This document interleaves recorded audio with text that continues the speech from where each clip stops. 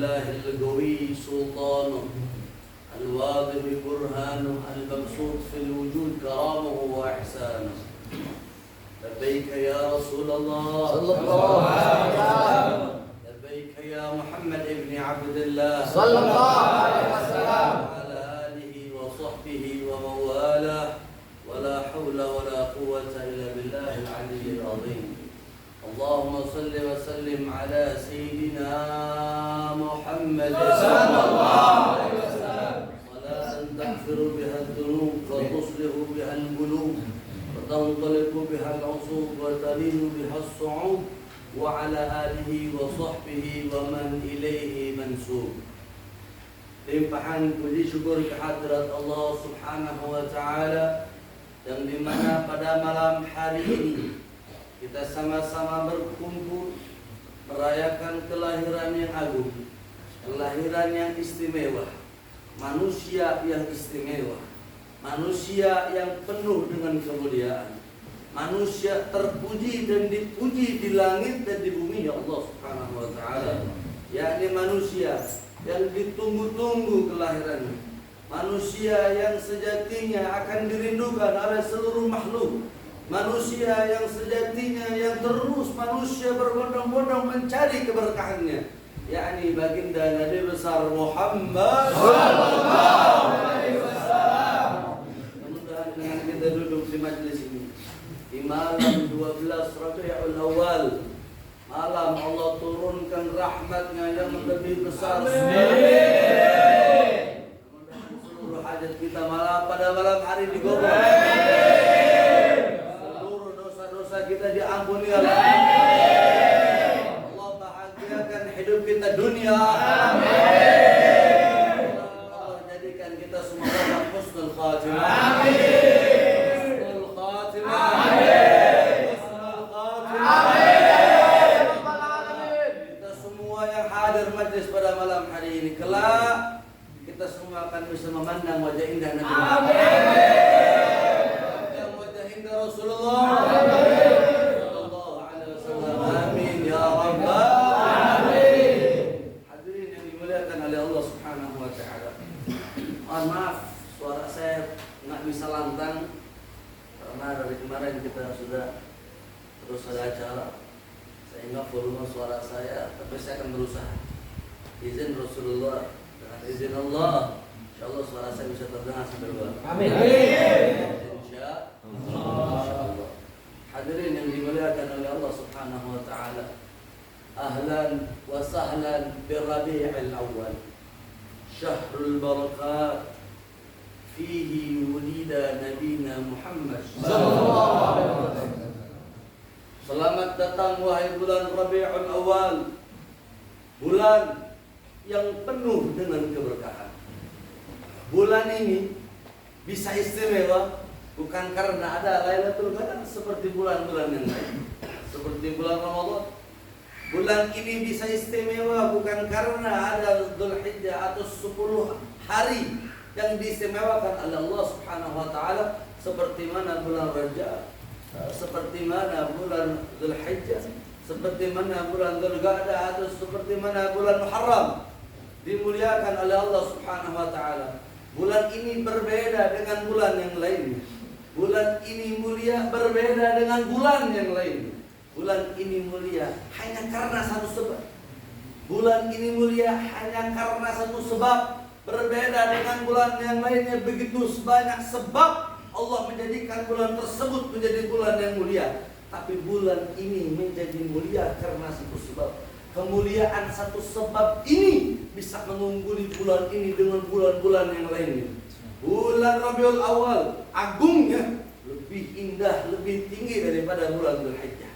Bulan Ramadan, bulan Rajab, bulan Sya'ban, bulan Muharram sekalipun semuanya tak mampu mengalahkan keindahan dan kemuliaan bulan Rabiul Awal. Hanya karena satu sebab Allah jadikan bulan ini penuh dengan keberkahan, penuh dengan kemuliaan, karena fihi wulida nabiyina Muhammad sallallahu alaihi wasallam. Karena di bulan ini dilahirkannya baginda Nabi besar Muhammad sallallahu alaihi wasallam. Ma hiya dhulumat, yang menghilangkan segala kegelapan, segala keburukan. Jelas Nabi dilahirkan tatkala Mekah itu terusir dari musuh-musuh Mekah. Di mana di saat itu 50 hari sebelum dilahirkannya baginda Rasul Muhammad sallallahu alaihi wasallam, di mana pasukan gajah yang dipimpin oleh Abraha ketika itu akan menyerang Makkah Al-Mukarramah. Apa yang terjadi? Allah habiskan musuh-musuh Makkah sebelum dilahirkannya Rasulullah SAW. Allah ingin membuktikan, Allah ingin memperlihatkan sang kekasih Allah turun di buminya Allah dengan begitu spesial, dengan begitu indah, sehingga Allah sendiri yang mempersiapkan kelahiran ini berbeda dengan kelahiran yang lainnya. Sehingga ketika datang lahirnya Nabi, Ka'bah bersih, Ka'bah suci dari musuh-musuh Ka'bah. Lalu apa yang terjadi? Ketika datang lahirnya Rasul Muhammad SAW, api majusi yang ribuan tahun disembah tidak pernah padam sekalipun. Tapi tatkala lahirnya Nabi Muhammad SAW, apa yang terjadi? Api tersebut padam, hadirin. Api tersebut padam. Mereka menyembah api, api yang digadang-gadang ini selalu hidup. Tapi tatkala lahirnya Nabi padam. Allah ingin menunjukkan bagaimana kekasihnya lahir dengan penuh dengan keistimewaan, hadirin. Maka apa yang terjadi? Tatkala Nabi lahir, seluruh patung di muka bumi hancur semuanya untuk menunjukkan maulidnya Nabi, lahirnya Nabi. Allah bersihkan daripada kegelapan, Allah bersihkan daripada keburukan. Hanya Allah khususkan ketika lahirnya Nabi besar Muhammad SAW. Hadirin yang dimuliakan oleh Allah Subhanahu wa taala, Nabi Muhammad adalah satu-satunya nabi yang lahir di dekat Mekah Al-Mukarramah, di dekat Ka'bah. Enggak ada satupun nabi yang lahir di Ka'bah, di dekat Ka'bah. Enggak ada. Hanya Rasulullah SAW. Nabi Muhammad yang digadang-gadang manusia paling istimewa di seluruh dunia. Sampai orang kafir saat ini takjub terhadap kita punya Nabi. Nabi Muhammad sampai disebut manusia terbaik pertama di seluruh dunia, di seluruh muka bumi. Maka saya ingin menjelaskan kenapa kita harus mengagungkan maulid Nabi Muhammad SAW. Kita duduk di majelis ini untuk merayakan maulid Nabi.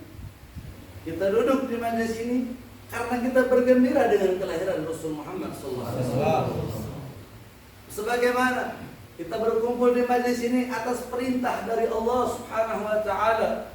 Allah mengatakan di dalam Al-Qur'an, "Qul bi fadlillahi wa bi rahmatihi fabidzalika falyafrahu." Kata Allah. Katakanlah wahai Muhammad, Allah perintahkan ini kepada Nabi Muhammad. Wahai Muhammad, engkau sampaikan ucapan ini kepada seluruh umat manusia. Apa yang Allah suruh sampaikan? Katakanlah wahai Muhammad, jikalau Allah memberikan karunia, jikalau Allah memberikan rahmat, jikalau Allah memberikan rizki, maka kata Allah apa? Berbahagialah kamu, kata Allah. Jikalau kita punya anak, itu adalah sebuah rizki dari Allah Subhanahu wa taala, betul? Anak rizki. Kita dapat pekerjaan adalah rizki. Kita mau nikah, rizki. Makanya kita terbiasa oleh orang-orang tua kita, wabil khusus di Indonesia. Baru mau nikah, udah selamatan, betul? Udah syukuran. Itu wajib. Karena itu perintah dari Allah Subhanahu wa taala. Punya anak, syukuran. Itu perintah dari Allah Subhanahu wa taala. Anak kita ulang tahun, kita syukuran. Benar? Orang tua kita ulang tahun, kita syukuran. Dapat pekerjaan, syukuran. Apapun kita disuruh syukuran. Dengan berbahagia atas nikmat yang telah Allah berikan kepada kita. Maka wajib jikalau apapun bentuk Allah memberikan rahmat, memberikan rezeki, kita harus berbahagia. Karena itu perintah dari Allah Subhanahu wa ta'ala. Maka jikalau anak kita lahir, kita berbahagia. Jikalau kita menikah, kita berbahagia atas itu semua. Kita punya pekerjaan, kita punya rezeki, kita punya harta, bertambah harta kita berbahagia. Bagaimana dengan kelahiran Rasulullah?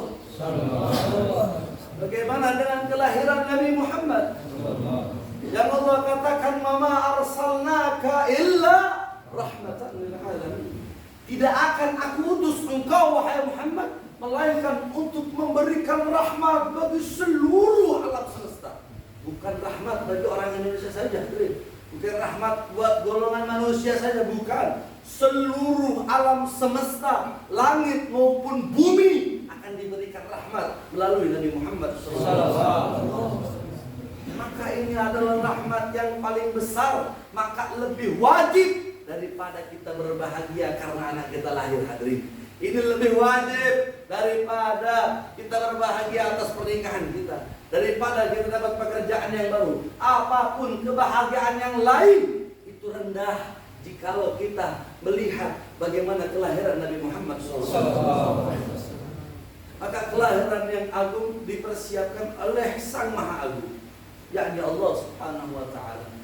Dikatakan ketika Nabi Muhammad di dalam kandungan, Sayyidah Aminah, ibunda Rasul Muhammad SAW, yang sampai detik ini masih banyak orang di luar sana yang memfitnah ibunda Rasul Muhammad SAW, yang mengatakan ibunda Nabi masuk neraka, ibunda Nabi kafir. Masih banyak orang-orang yang masih menganggap seperti itu, hadirin. Demi Allah, yang kafir mulutnya, yang kafir mereka yang menganggap ibunda Rasul adalah manusia yang masuk neraka, hadirin.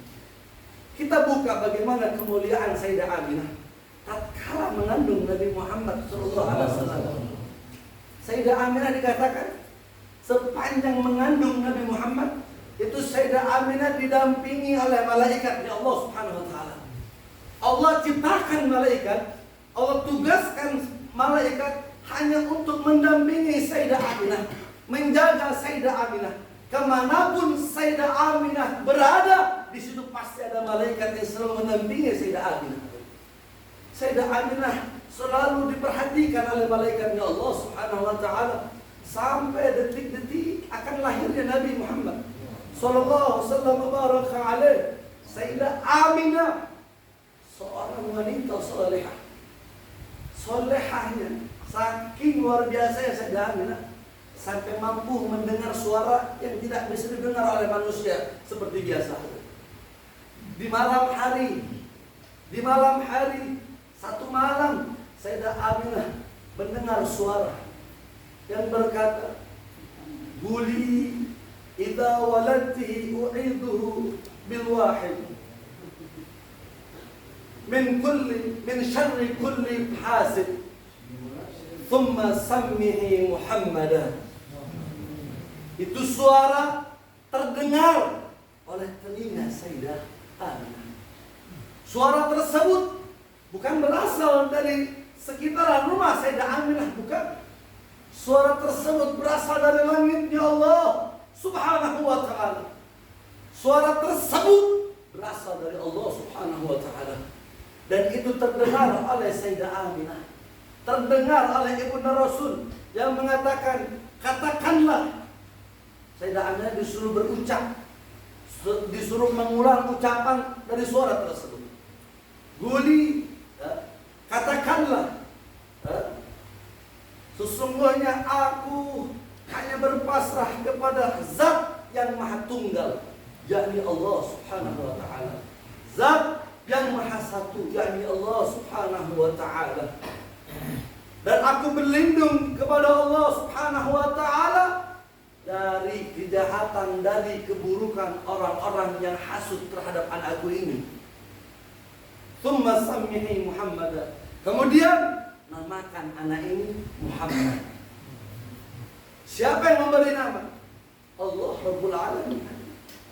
Allah yang memberikan nama tersebut untuk anak daripada Sayyidah Aminah. Dan itu terdengar oleh telinga Sayyidah Aminah. Hadirin, kita ibadah setiap hari, kita sholat setiap hari, kita beriman kepada Allah, kita beriman kepada Rasulullah. Tapi kita sudah berapa lama ibadah kepada Allah, telinga kita masih tidak bisa diizinkan oleh Allah untuk mendengar suara Allah, untuk tahu isyarat datang langsung dari Allah Subhanahu wa taala. Sayyidah Aminah yang dikatakan kafir, yang dikatakan Sayyidah Aminah penghuni neraka, bisa mendengar suara Allah Subhanahu wa taala. Suara Allah bisa terdengar. Apakah suara tersebut jikalau bisa terdengar oleh seorang manusia, maka manusia itu masuk neraka? Hadirin, demi Allah, sekejap itu dan semudah itu mereka mengecam dan mengecap bahwa ibunda Rasulullah masuk neraka. Hadirin, bukan hanya sampai di sana. Hadirin, dikatakan tempat mana yang paling istimewa, tempat apa yang paling mulia. Ini ulama berkata, ulama bertanya, tempat apa yang paling mulia? Tempat apa yang paling istimewa? Lalu ada yang berkata, surga. Lah, bukan. Surga belum istimewa. Surga belum begitu mulia. Apa yang paling mulia?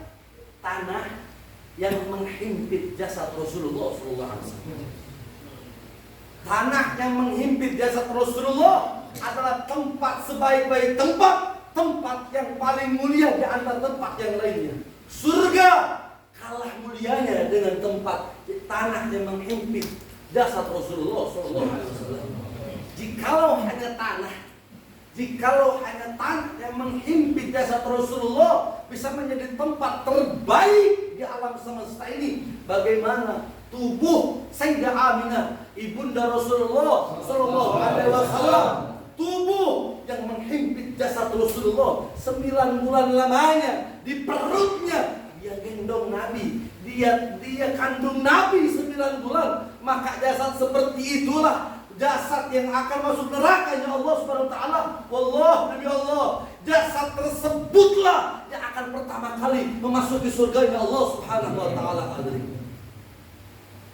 Jikalau Sayyidah Aminah saja, tubuhnya yang menghimpit jasad Rasulullah masuk neraka, bagaimana dengan tubuh kita yang hina ini? Hadirin, bagaimana dengan tubuh kita yang kotor ini, yang setiap hari melakukan dosa, tidak pernah sekalipun kita berjumpa atau bersanding menempel kulit kita dengan Rasulullah SAW. Jauh daripada kata itu. Hadirin, maka jikalau Sayyidah Aminah tidak masuk neraka, tidak masuk surga, Nabi Muhammad nggak bisa nolong orang tuanya, maka otomatis orang tua kita nggak mungkin ditolong oleh Nabi Muhammad. Kita kalau sama Allah diberi keleluasaan, nih, ente mau kasih surga siapa aja? Pasti yang nomor 1 kita catat orang tua kita. Hadirin, orang tua kita yang pertama kali dicatat. Lalu anak kita, lalu keluarga kita, lalu sahabat-sahabat kita, lalu guru-guru kita. Kita tulis agar mereka masuk surganya Allah SWT. Jikalau Rasulullah tidak mampu menyelamatkan orang tuanya, maka mustahil kita umatnya masuk surganya Allah SWT. Jadi jikalau umat Nabi telah diberi jaminan surga, maka ibunda Nabi lebih dahulu mendapatkan jaminan itu. Maka alhamdulillah, kita duduk di majelis ini bukan bagian dari golongan yang mengkafirkan atau membuat persepsi bahwa orang tua Nabi masuk nerakanya Allah Subhanahu Wa Taala. Jauh daripada kata itu. Orang tua Nabi adalah orang yang paling bahagia di muka bumi ini, karena dia melahirkan manusia yang memberikan rahmat bagi seluruh alam semesta ini. Lalu manusia yang sampai detik ini diagungkan, manusia yang sampai detik ini disebut namanya, karena siapa? Karena ibunda yang mengandungnya selama 9 bulan. Sallu ala Nabi Muhammad. Sallu ala Nabi Muhammad. Allahumma shalli wa sallim wa barik alaihi. Ketika datang perjalanan, waktu akan masuk kepada hari kelahiran Nabi di malam ini, di malam 12 Rabiul Awal, Di tanggal 1 Rabiul Awal, Siti Aminah didatangi oleh malaikat Jibril. Berganti silih berganti mereka para malaikat mendatangi rumah Sayyidah Aminah untuk melihat bagaimana keadaan ibunda Rasul Muhammad. Apakah sehat atau tidak? Bagaimana tubuh Nabi di dalam kandungan? Apakah sehat atau tidak? Diperiksa setiap hari, setiap waktu oleh malaikat-malaikatnya Allah hadirin. Lalu para anbiya di hari kedua, di hari ketiga, di hari keempat Rabiul Awal, para anbiya berganti.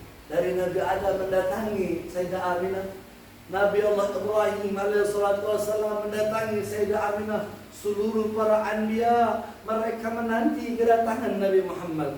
Seluruh malaikat mereka menanti kedatangan Nabi.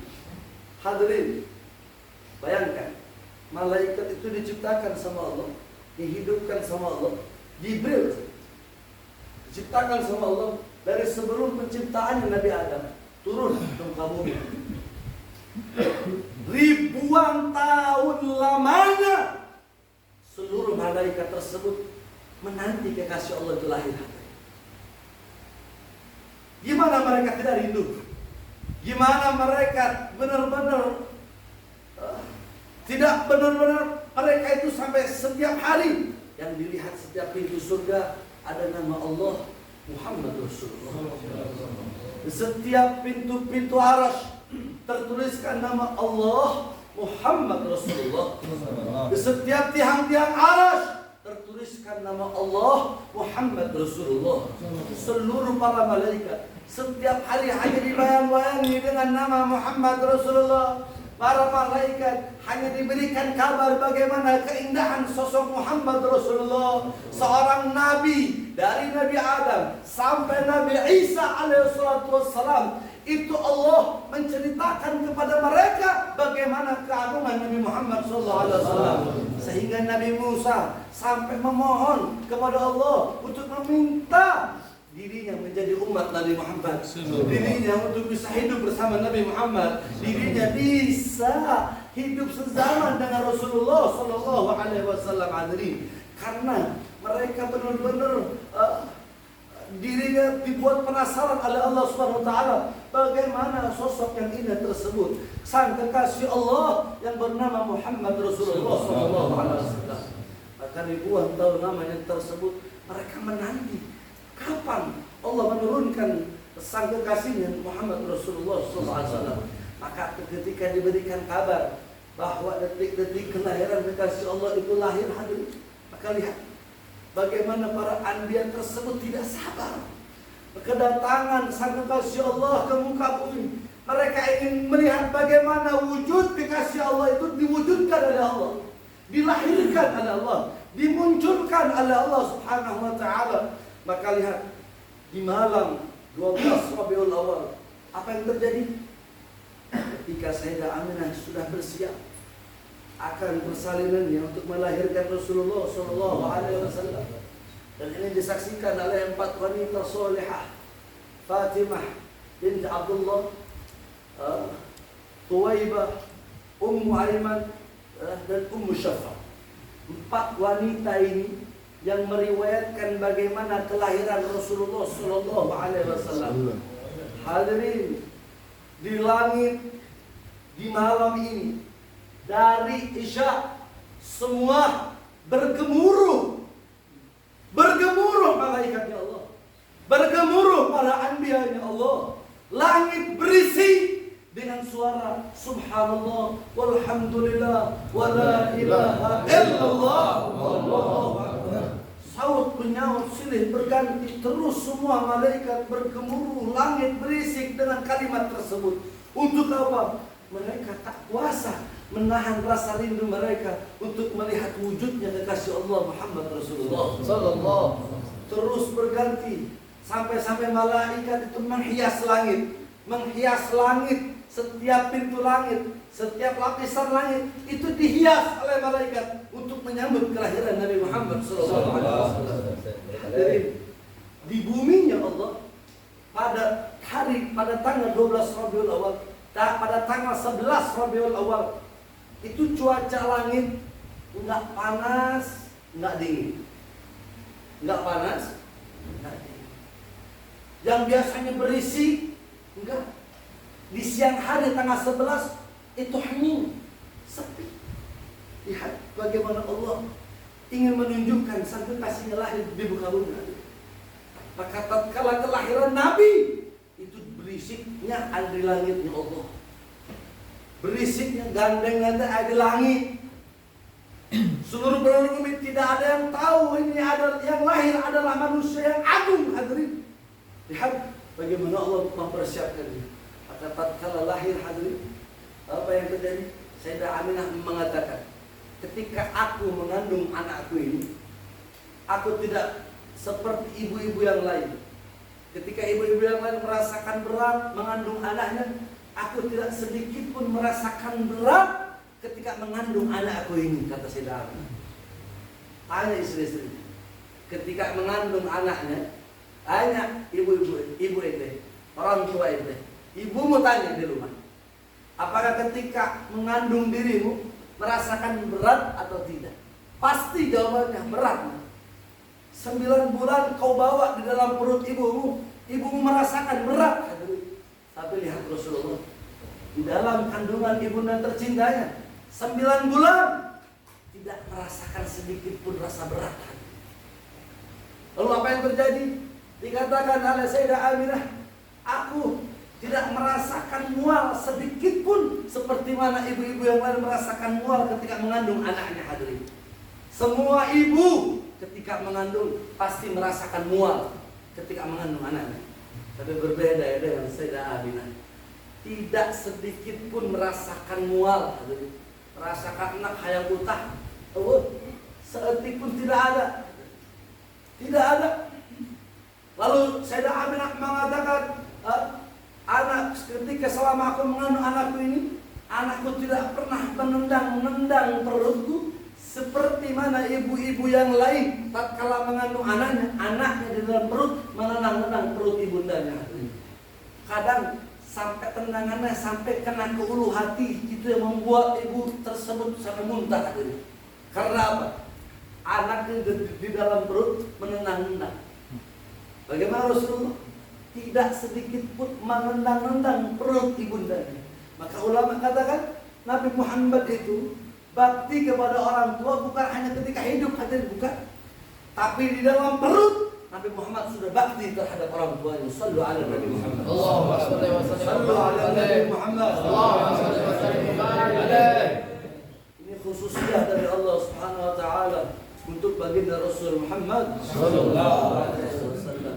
Hadirin, lalu saya akan katakan, tatkala aku melahirkan anakku ini, tidak seperti ibu-ibu yang lain merasakan sakit yang begitu dahsyat. Sakit yang luar biasa ketika ibu-ibu yang lain melahirkan anak-anaknya. Melainkan aku, tatkala anakku tersebut lahir, aku tidak sadar bahwa sesungguhnya anak tersebut sudah lahir. Lihat, Sayyidah Aminah ketika melahirkan Rasulullah sallallahu alaihi wasallam, beliau tidak sadar bahwa Rasulullah itu sudah keluar di dalam perutnya. Saking ringannya dan tanpa sakit untuk mengeluarkan Rasulullah di dalam perutnya. Sallu ala Nabi Muhammad. Sallu ala Nabi Muhammad. Allahumma shalli wa sallim wa barik alaihi. Apa yang terjadi? Semua keempat-empatnya menceritakan tatkala Rasulullah lahir, mata mereka tertutup oleh cahaya yang begitu terang. Mata mereka itu tertutup oleh cahaya yang begitu terang.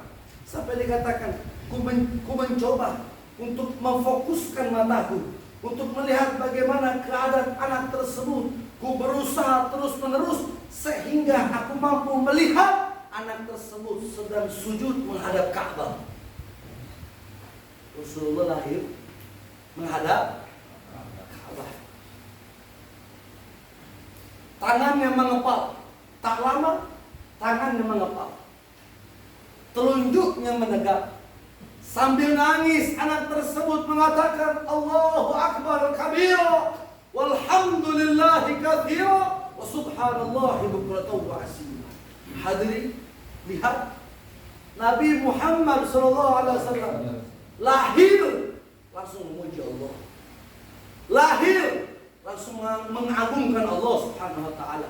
Apakah ada manusia yang dilahirkan seperti Nabi Muhammad? Allah, demi Allah tidak ada. Nggak ada satupun manusia yang dilahirkan ke muka bumi seperti lahirnya Nabi Muhammad. Nabi Adam, Nabi Ibrahim sekalipun, Nabi Musa sekalipun, Nabi Isa sekalipun lahir tidak seperti Nabi Muhammad. Lahir tidak langsung memuji Allah, lahir tidak langsung mengagungkan Allah, lahir tidak dalam keadaan sujud kepada Allah Subhanahu wa taala.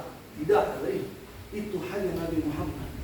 Itu hanya Rasulullah. Begitu istimewa. Maka kita duduk di majelis ini merayakan kelahiran Nabi Muhammad SAW. Ini adalah kelahiran yang bukan sembarang kelahiran. Ini adalah kelahiran yang istimewa, yang wajib dan lebih wajib kita untuk berbahagia karena kelahiran baginda Rasul Muhammad SAW. Hadirin rahimakumullah. Allah Subhanahu wa ta'ala mengatakan di dalam Al-Quran, Nabi Muhammad ini Allah puji, dan Allah katakan seperti ini di dalam Al-Quran untuk kita semua hadir. Laqad ja'akum rasulun min anfusikum azizun 'alaihi ma 'anittum harisun 'alaikum bil mu'minina raufur rahim. Telah datang kepada kalian seorang utusan Allah min anfusikum. Dia dari golongan kalian. Dia sama seperti kalian. Dia adalah seorang manusia. Dia sangat bersedih atas apa yang menimpa kalian. Sebelum kalian bersedih, Nabi Muhammad lebih dahulu bersedih. Sebelum kalian menangis, Nabi Muhammad lebih dahulu menangis. Sebelum kalian menderita, Nabi Muhammad lebih dahulu menderita. Hadirin, Nabi Muhammad menjaga kalian, menjaga akidah kalian agar kalian tidak berpaling dari ajaran Allah Subhanahu wa taala. Bil mu'minina raufur rahim. Kepada orang-orang beriman, Nabi sangat cinta, Nabi sangat sayang. Nabi Muhammad begitu besar cintanya terhadap kalian. Sebelum kalian mencintai Nabi Muhammad, Nabi Muhammad lebih dahulu mencintai kalian. Sebelum kalian menyayangi Nabi Muhammad, Nabi Muhammad lebih dahulu menyayangi kalian. Sebelum kalian merindukan Nabi Muhammad, Nabi Muhammad lebih dahulu merindukan kalian. Tidakkah kalian tahu betapa besar rasa cinta Nabi terhadap diri kalian? Nabi Muhammad sebagai seorang manusia yang gigi gerahamnya copot. Untuk siapa? Untuk kalian sebagai umat. Nabi Muhammad sebagai seorang manusia yang pipi indahnya tertusuk tulang sampai ke sebelah. Untuk siapa hadirin? Untuk kalian sebagai umat. Nabi Muhammad sebagai seorang manusia yang 3 hari 3 malam tidak makan. Nabi Muhammad kelaparan, hadirin, sampai perut Nabi diganjal dengan bebatuan. Begitu banyak batu di dalam perut, di perut Nabi. Untuk Nabi ganjal, hadirin. Saking sakitnya Nabi menahan rasa lapar, hadirin. Sampai suara perut Nabi terdengar oleh sekeliling sahabat Rasulullah SAW. Sampai Sayyidina Abu Bakar Siddiq radhiyallahu anhu, beliau menegur, bertanya kepada Rasulullah, "Ya Rasulullah, apakah itu suara perut?" Maka dijawab oleh Rasulullah. Dengan malunya Nabi mengatakan, "Na'am ya Abu Bakar." Betul ya Abu Bakar. Suara tersebut berasal dari perutku, kata Nabi. Rasulullah membuka jubahnya, membuka baju, diperlihatkan perut Nabi, isinya batu. Dilihat oleh sahabat batu yang diganjal oleh Nabi untuk menahan rasa lapar Rasulullah SAW.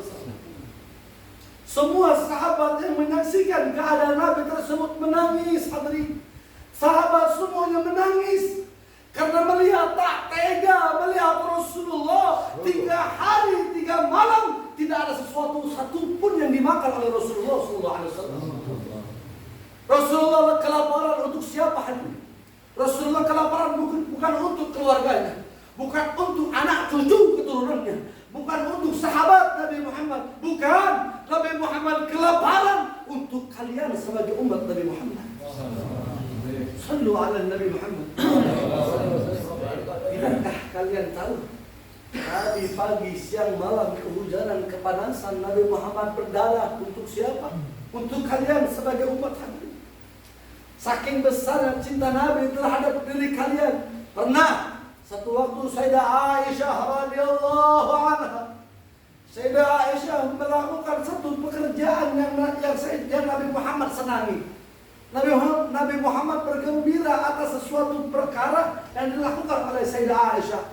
Sampai Nabi Muhammad saking girangnya, saking senangnya kepada Sayyidah Aisyah, Nabi Muhammad berdoa untuk Sayyidah Aisyah, Allahumma gfirli Aisyah, ya Allah ampunilah dosa-dosa Aisyah yang lalu dan yang akan datang, yang diperbuat oleh Sayyidah Aisyah terang-terangan ataupun yang sembunyi-sembunyi, kata Nabi Muhammad sallallahu alaihi. Apa yang terjadi? Saking senangnya Sayyidah Aisyah didoakan oleh Rasulullah, Sayyidah Aisyah sampai loncat-loncat, jingkrak-jingkrak, loncatan. Di riwayat yang lain dikatakan sampai helai rambut Sayyidah Aisyah terjatuh ke tanah. Saking senangnya didoakan oleh Rasulullah sallallahu alaihi wasallam. Dikatakan oleh Nabi Muhammad, wahai Aisyah, engkau senang aku doa seperti itu, kata Nabi. Nah, ya Rasulullah, siapa yang tidak senang didoakan olehmu, engkau Rasulullah sallallahu alaihi wasallam. Maka Nabi Muhammad jawab dengan penuh keistimewaan hati. Kabar gembira untuk kita sebagai umat Nabi Muhammad. Apa jawaban Rasulullah? Wahai Aisyah, ketahuilah wahai Aisyah, aku berdoa seperti itu pagi, siang, malam selepas sholat. Aku berdoa seperti itu setiap hari untuk umatku, wahai Aisyah. Untuk siapa? Untuk kalian sebagai umat hadirin. Tidakkah kalian tahu betapa besar cintanya Nabi terhadap diri kalian? Dikatakan dan diceritakan, diriwayatkan oleh Imam Ali ibn Abu Talib ketika detik-detik wafat Nabi SAW. Sayyidah Ali berkata, ketika datang detik-detik wafatnya Rasulullah, ku melihat mulut Nabi menggerakkan 2 kali gerakan. Ku dekatkan telingaku dan ku dengar Nabi Muhammad berkata, ummati, umatku, ummati, umatku, ummati, umatku. Setelah itu Rasulullah wafat hadirin. Di riwayat yang lain diceritakan sebelum wafatnya Nabi Muhammad sallallahu alaihi, Israel datang menyerupai manusia ke rumah Rasulullah sallallahu alaihi wasallam. Di saat itu Nabi Muhammad dalam keadaan yang sudah sakit, hadirin. Maka diketuk pintu rumah Rasulullah, dibukakan oleh putri Nabi tercinta Sayyidah Fatimah Zahra. Dibukakan pintu tersebut, lalu Sayyidah Fatimah berkata, siapa engkau? Aku yang memisahkan antara orang tua dengan anak. Aku yang memisahkan antara istri dengan suami. Aku yang menjadikan anak-anak menjadi yatim. Aku yang menjadikan istri-istri menjadi janda.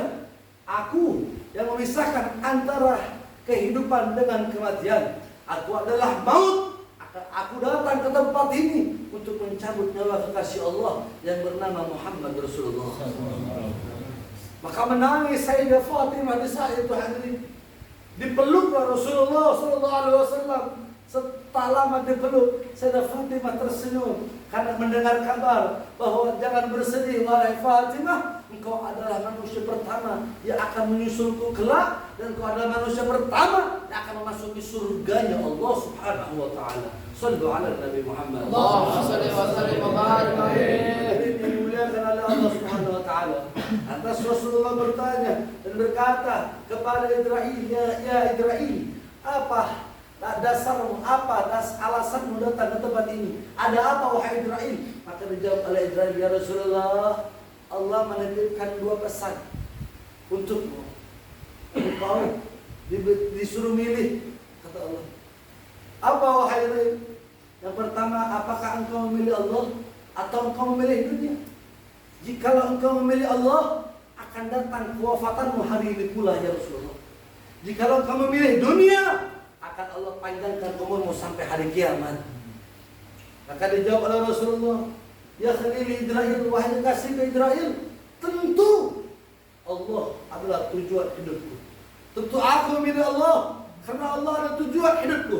Dunia bukan tujuan hidupku, wahai Idrail. Maka cabutlah nyawaku, kata Rasulullah SAW. Maka tatkala nyawa Nabi SAW akan dicabut hari, ketika akan dicabut oleh Idrail, apa yang dikatakan oleh Rasulullah? Sebentar, wahai Idrail, sebentar, tahan dulu, sebentar. Kenapa ya Rasulullah? Ada apa ya Rasulullah? Maka dijawab oleh Rasul baginda Nabi Muhammad SAW. Ya Khalil Idrail, wahai kekasihku Idrail, aku belum puas dengan umatku, wahai Idrail. Bagaimana keadaan umatku jikalau aku wafat, wahai Idrail? Allah belum memberikan jaminan bagaimana keadaan umatku kelak, wahai Idrail. Maka Jibril mendengar itu semua. Jibril datang menemui Allah Subhanahu wa ta'ala, yang dimana Allah mengatakan kepada Jibril alaihissalatu wassalam, wahai Jibril, kau datang dan sampaikan kepada kekasihku Muhammad. Dia adalah manusia yang pertama kali yang akan kubangkitkan di alam kuburnya. Dia sebagai manusia menjadi pemimpin umat manusia yang lainnya. Dan surga aku haramkan untuk dimasuki oleh umat manapun sebelum umat yang memasuki terlebih dahulu. Hadirin, sallu ala Nabi Muhammad. Sallu ala Nabi Muhammad. Allahumma shalli wa sallim wa barik alaihi.